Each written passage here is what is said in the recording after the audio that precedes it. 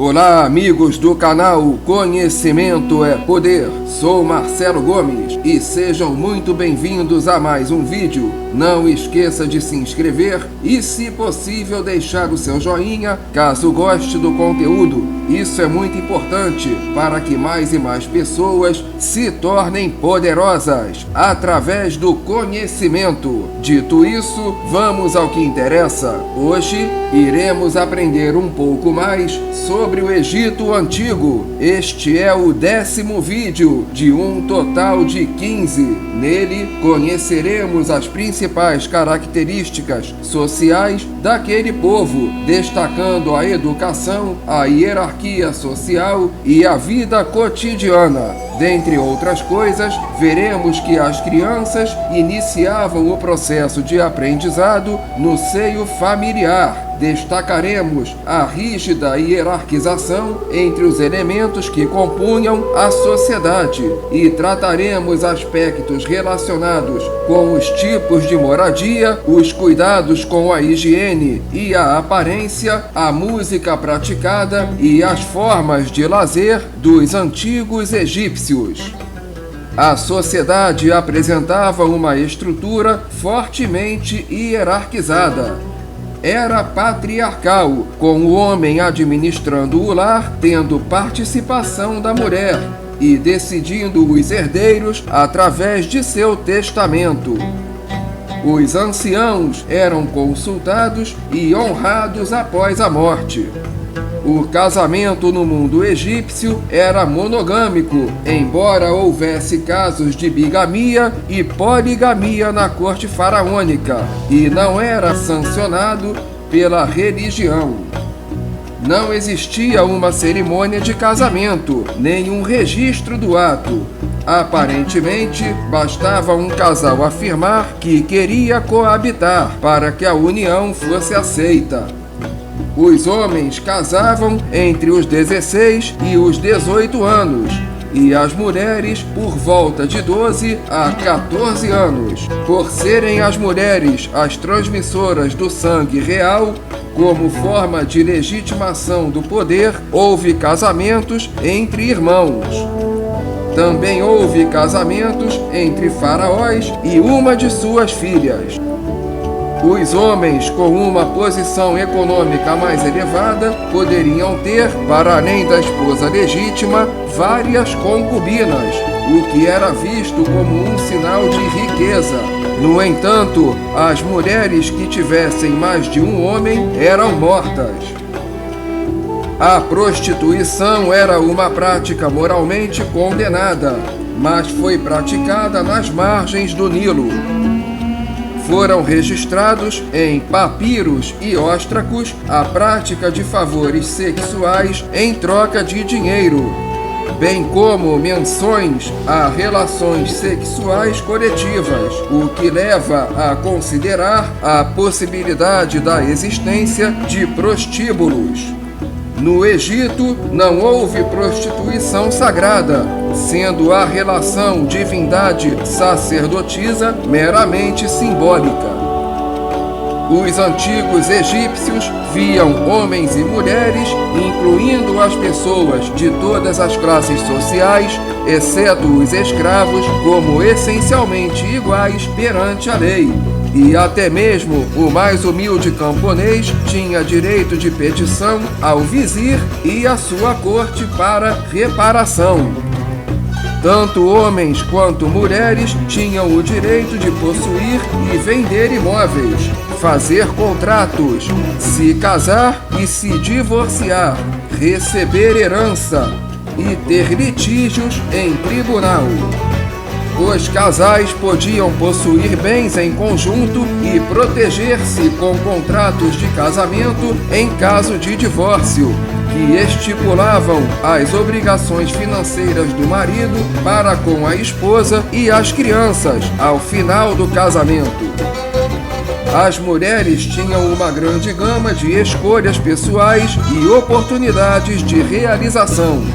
Podiam ser da realeza, trabalhar no palácio como amas de leite, concubinas ou escansãs, servidoras de vinho do faraó, e nos templos, desde cantoras a sacerdotisas. Outras invocavam poderes divinos, como Amon. Apesar dessas liberdades, as mulheres muitas vezes não participavam em papéis oficiais da administração, servindo apenas em papéis secundários, e não foram tão suscetíveis de serem educadas tal como os homens.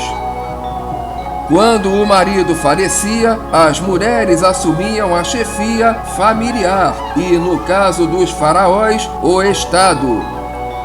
Mulheres como Hatshepsut e Cleópatra chegaram a se tornar faraós. As mulheres podiam receber herança paterna.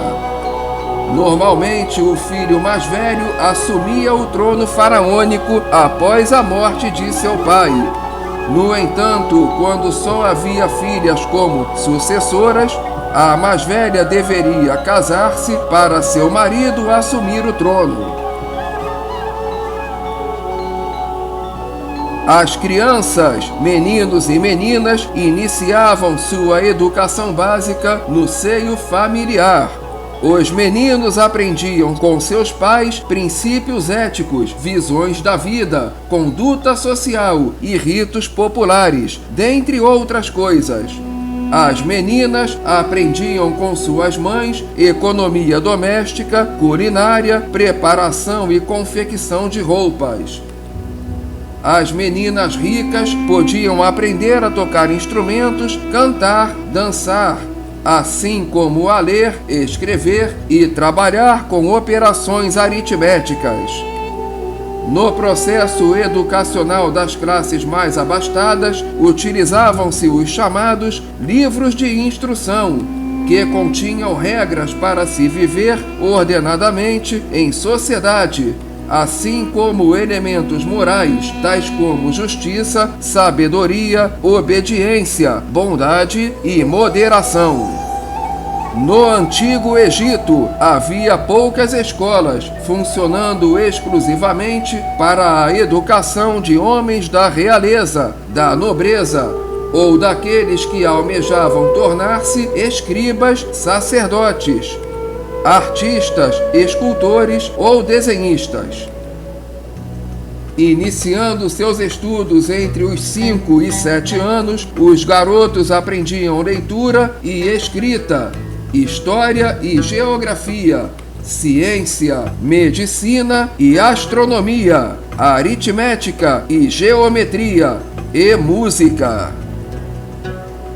Eram instituições com disciplina muito rigorosa, onde os rapazes que se comportavam mal ou não prestavam atenção eram espancados. Diferentemente dos jovens das classes abastadas que iam à escola, os jovens filhos de camponeses, pescadores e artesãos aprendiam desde tenra idade os ofícios de seus pais, para que assim os pudessem suceder. No topo da hierarquia social estava o faraó, que possuía poderes absolutos, tomando decisões militares, religiosas, econômicas e judiciais, além de ser o dono nominal de todas as terras. Nos períodos de cheia, o faraó ordenava que a população exercesse outras funções, como, por exemplo, a construção de obras públicas. Enquanto vivo, o faraó era encarado como uma personificação do deus Horus, ao passo que seu antecessor falecido era associado a Osíris, pai de Horus, houvesse ou não relação de consanguinidade entre os soberanos. A partir da quinta dinastia, os reis apresentavam-se também como filhos de Ra, o deus solar.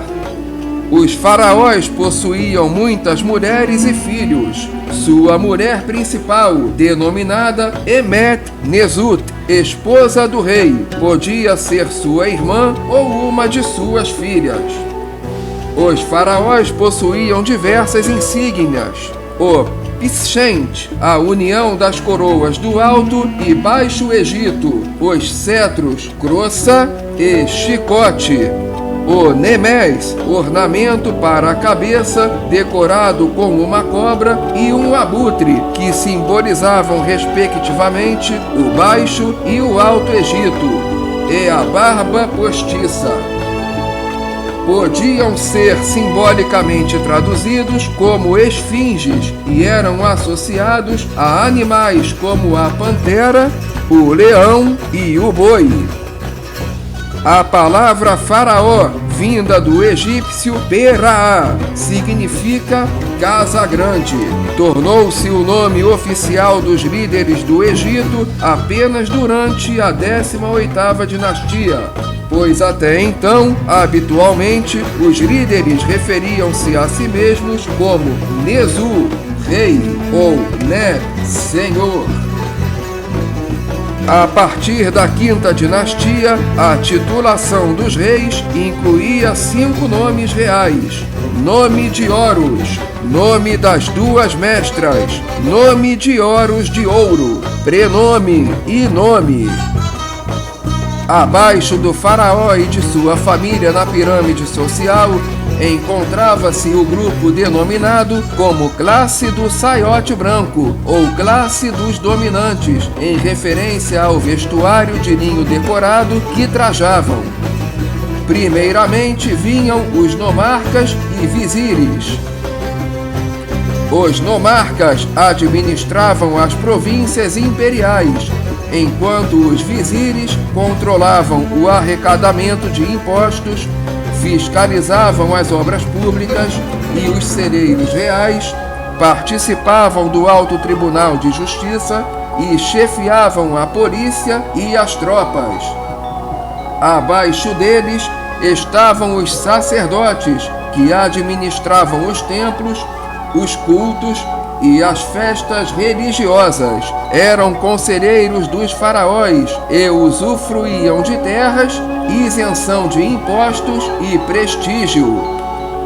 Muito importantes para a máquina burocrática do governo, os escribas cobravam impostos, organizavam as leis e a escrita, determinavam o valor das terras, copiavam poemas, hinos e histórias, escreviam cartas, realizavam censos populacionais e calculavam os estoques de alimentos, produção agrícola, área de terras aráveis, atividades comerciais e de soldados e necessidades do palácio, dentre outras atribuições.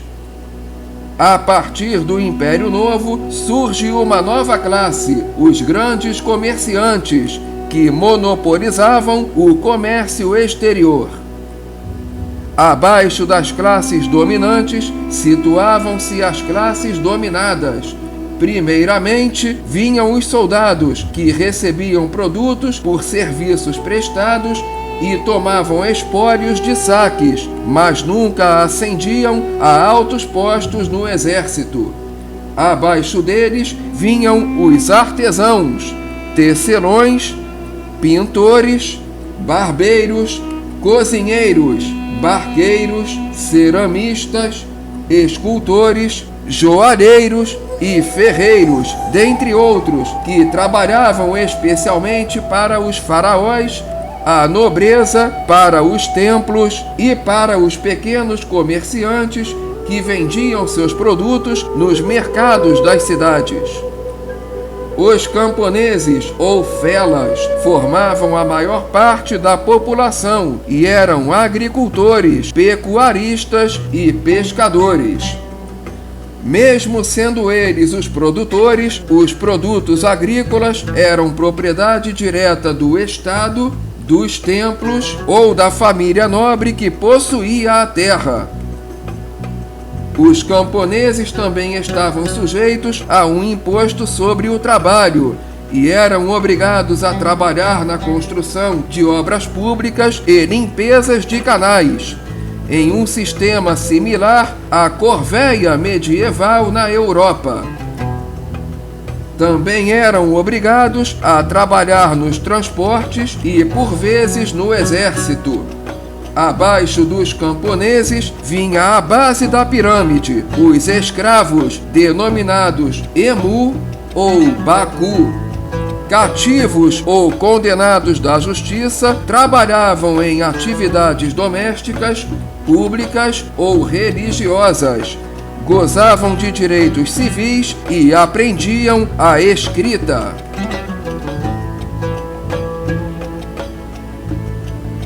A maioria da população era constituída por agricultores ligados à terra. Suas habitações eram restritas aos membros imediatos da família e foram construídas com tijolos de barro destinados a manter o frescor no calor do dia. Cada casa tinha uma cozinha com teto aberto, contendo uma pedra de moinho para moagem de farinha e um pequeno forno para cozer pão. As paredes eram pintadas de branco e podiam ser cobertas com tapetes de linho tingido. Os pavimentos eram cobertos com esteiras de palha, enquanto a mobília era composta de bancos de madeira, camas levantadas a partir do piso e mesas individuais. As mães eram responsáveis por cuidar dos filhos, enquanto o pai fornecia a renda da família. A higiene e a aparência pessoal eram tidas em grande valor. A maioria banhava-se no Nilo e usava um sabão pastoso, o suabu, feito de gordura e giz. Os homens raspavam todo o corpo para limpeza e usavam perfumes, óleos aromáticos e pomadas para ocultar maus odores e manter a pele suave. Os óleos eram feitos com gordura vegetal ou animal e eram aromatizados com mirra, incenso ou terebintina. Um tipo de sal, chamado bed, era usado para gargarejar. As mulheres da corte passavam por um processo mais completo. Depilavam-se, massageavam rosto e braços com pomada de mirra. Colocavam um creme verde de malaquita nas pálpebras. Desenhavam uma linha de col preto para alongar os olhos. Colocavam pó de ocre nas bochechas e nos lábios e pintavam as palmas das mãos e a sola dos pés com henna.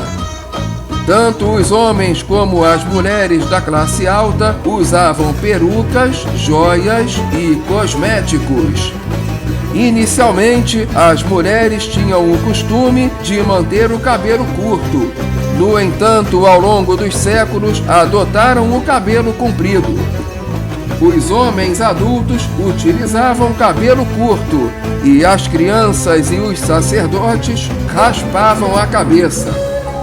As mulheres vestiam um vestido de linho branco e os homens uma tanga. A população trabalhadora habitualmente andava nua ou então usava apenas um pedaço de tecido enrolado à cintura. As crianças ficavam sem roupas até a maturidade, cerca dos 12 anos, e nessa idade os homens eram circuncidados e suas cabeças eram raspadas. Vizires, sacerdotes e o faraó usavam vestimentas especiais, respectivamente vestidos, peles de panteras e tangas costuradas com fios de ouro. No geral, havia apenas duas opções para os pés: nudez ou sandálias.